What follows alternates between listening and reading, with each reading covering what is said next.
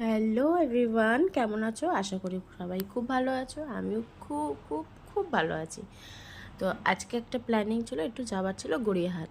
এই যে ঝটপট স্নান টান করে খেয়ে দিয়ে রেডি আমরা বেরিয়ে গেছিলাম।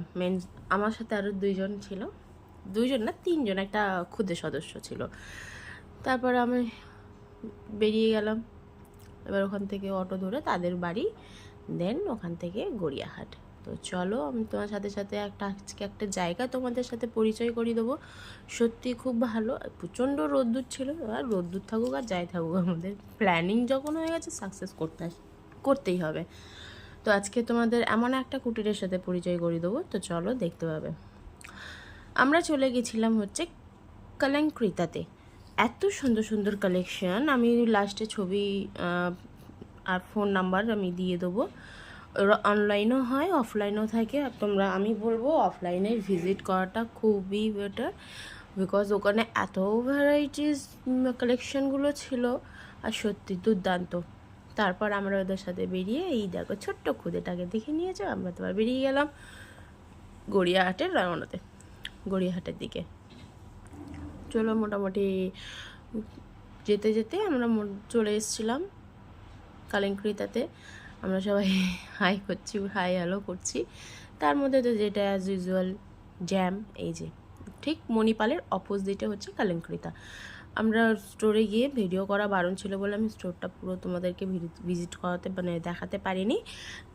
আমি বলবো ফোনে দেখার থেকে সামনে গিয়ে ভিজিট করাটাই বেটার। ওরা ওখানে খুবই সুন্দর সুন্দর ব্লাউজের কালেকশন রাখে, একদম ফিটিংস থাকে। আমরা ওখান থেকে মোটামুটি শাড়ি ফাড়ি কিনে আমরা চলে গেছিলাম খাওয়ার লেগে। ভোগ লাগা হয়, ভোগ।